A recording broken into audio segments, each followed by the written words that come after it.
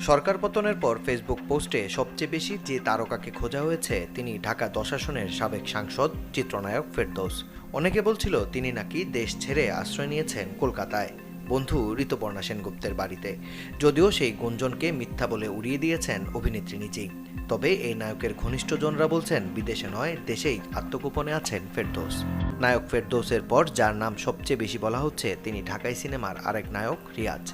বিগত সময়ে সরকারের পক্ষে বেশ সক্রিয় কর্মী ছিলেন তিনি। নির্বাচনী প্রচারণা থেকে শুরু করে দলীয় নানা আয়োজনে দেখা গেছে তাকে।